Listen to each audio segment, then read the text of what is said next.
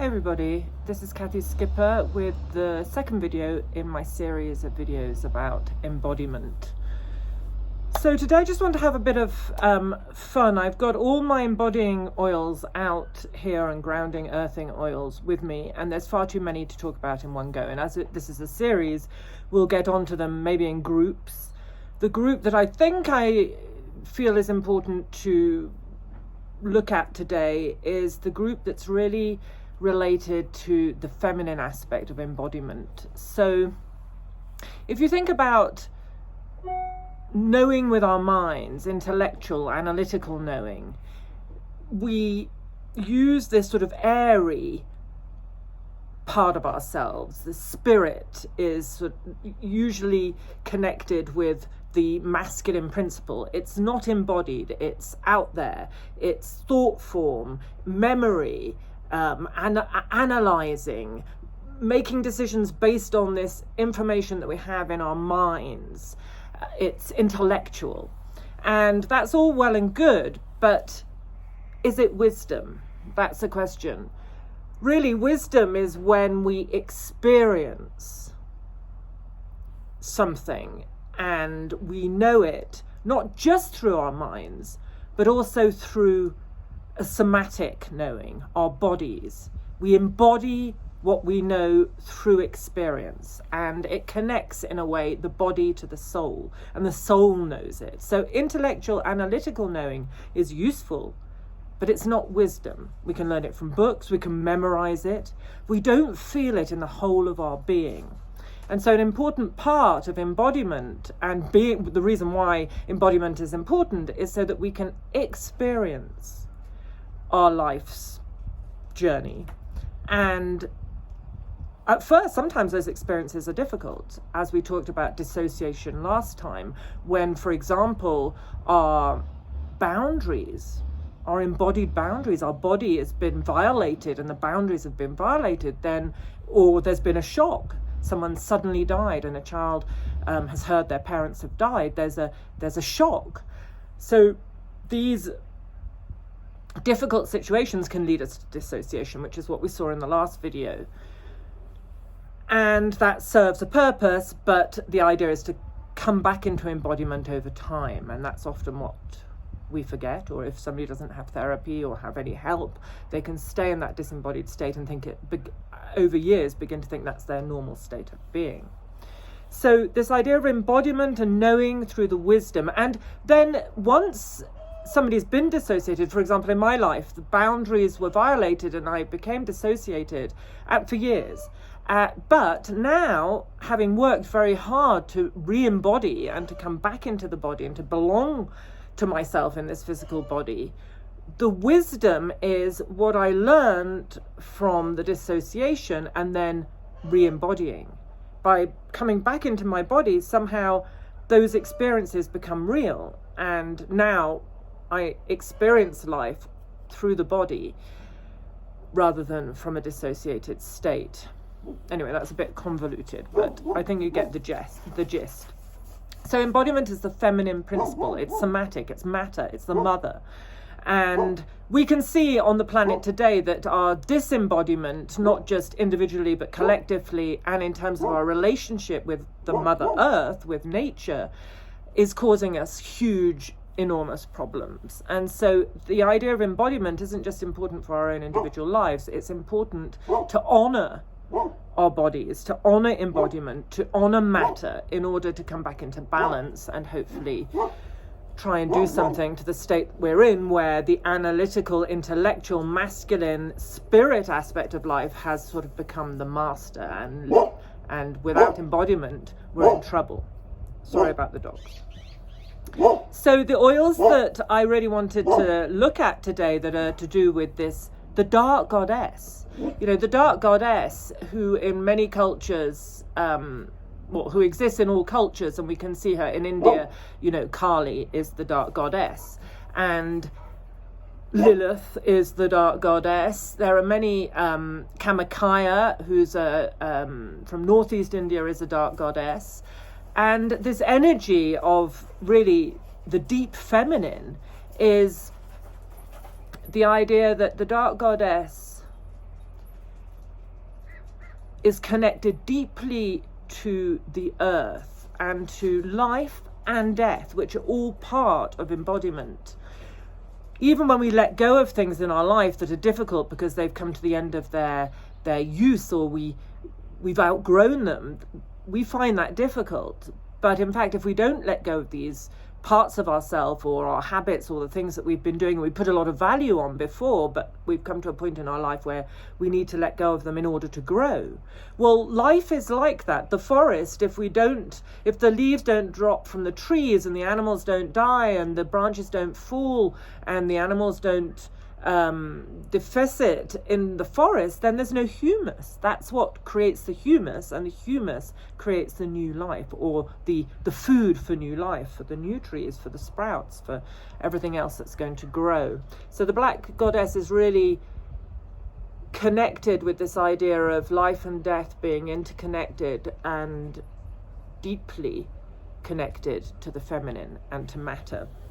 So the oils that I use for that really embody this deep feminine wisdom that's connected to our somatic knowing, our physical bodies, are yerba mansa, which is quite a rare essential oil. We distill it ourselves. It's a beautiful plant that grows along the Rio Grande here, has a lot of mythology to do with it. But what I really like about the yerba mansa is it's the roots that we distill, it's the earthiness. This earthy, aromatic wisdom that you get from this plant. And there's a myth about La Llorona, who was the wailing white woman who apparently killed her children and threw them into the river Ganges and then wailed forever in a white dress along, sorry, not the Ganges, the Rio Grande here in New Mexico. The idea that she killed her children probably goes a lot deeper than that, and she might have been raped. She was probably a native woman raped by the conquistadors, or there was something going on. It's a deep story, one that I'm actually writing about in my book, because there's the idea of the mixed race wound, and maybe her children were taken away. But the flowers are white, like in her white dress, and they have these petals that drop down like a dress, and she takes us to a deep place within ourselves where, at the same time as confronting all the things that make us hate ourselves, which are the wounds that we've internalized, the negative messages we've internalized, the disconnection from self, she then takes us further through that darkness into a place where we can only but love ourselves in our material being. I used this a lot when I had cancer, and she helped me to transform some really negative self-beliefs that I think were at the heart of my cancer journey. The other one that I wanted to look at today is the Indian Valerian. This is a Valerian, a Valeriana, that comes from India, and it has a slight recognition. You can recognize the Valerian that you get in Europe, the Valeriana officinalis, but again, there's more of a deep aromatic note that mingles with this earthy, animal-like, deep, pungent aroma. And I think that's one of the keys to this dark goddess energy that the oils show us, is that you get this blend, like the life and the death that living embodiment is about. You get this with the oils. You get the pungent, earthy, decomposing aroma that mixes with this aromatic nuances that are very pleasant, and the two come together. And after a while, you can't live without these oils. They're an important register in our toolbox that I go to often anyway. Another one is the ginger lily that also comes from India, which is the Indian name is Kapur Kashri, and it's the ginger lily root, and again has this mingling of the earthiness with the aromatic notes.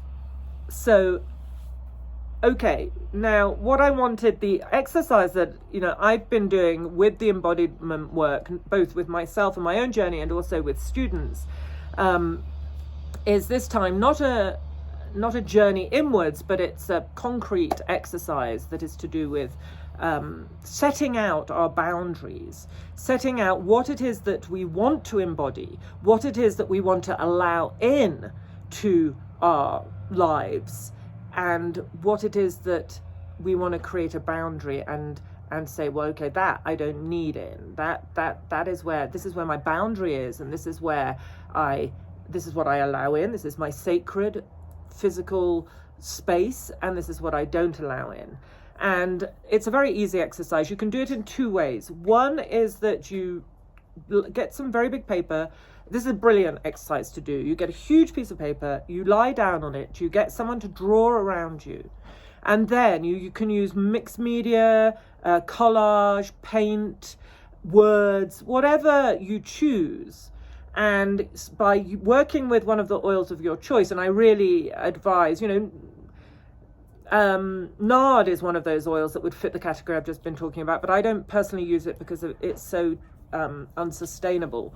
Patchouli is another that you could use that has that pungence with the aromatic notes. So choose an oil and work with the oils, smell it throughout the exercise, and really just allow your body and your feeling of embodiment to choose the words or the collage or the paint or the colors or the things from nature that you want to put in that outline of yourself. And then if stuff comes up that you realize has been a boundary issue or has caused your dissociation, you can put it on the outside, so that you're really working on what it is that I let in, what it is to be embodied, what it is I want to embody, and what it is that is not acceptable and that stops me being safely embodied. And you can do that either, as I said, on a big piece of paper and drawing around, getting someone to draw around you, or if you don't want to do it on such a big scale, you can just do it on a smaller piece of paper in a circle. Okay, so that's a very simple exercise to do with an oil. As long as the main thing to remember is don't let the intellect come in. Don't do this with your mind. As I've said before, it's very difficult to think and feel. And here we really want to feel the embodiment, want to feel what it is what it means to you to be embodied, and not think about it. The minute we think, we're out of our body. So the idea is to really concentrate on this embodied, material, physical aspect of the self. Okay. You can I'd love to see anything that you do. So if you do this exercise and you find it helpful, send me by email at info@AromaGnosis.com, and I'd love to see it and I'll get back to you.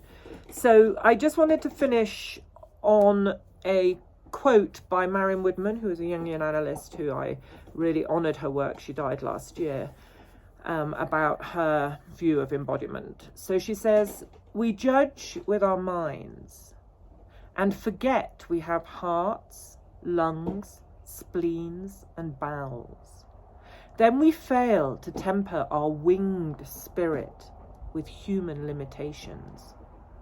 Without embodied soul, spirit cannot manifest through human feeling. It flies like an angel with no place to land. Archetypal energy that merely swoops through, leaving the body a burned out shell, demanding whatever perverted solace it can find." So that sums up really nicely that if we're in the mind and in spirit and in thought and in analysis and in judgment, in memory, without being embodied, then for one, we're neglecting the body, and for two, it can't transform what's coming through in spirit into embodied wisdom. So that's the message for today. Enjoy the oils. Remember that if you do need any oils, come and have a look at kathysatars.com. For those that already buy oils from you, this work really is for you. So I want to give more guidance of how to use these oils and how powerful they can be. So with love to you and to the Dark Goddess.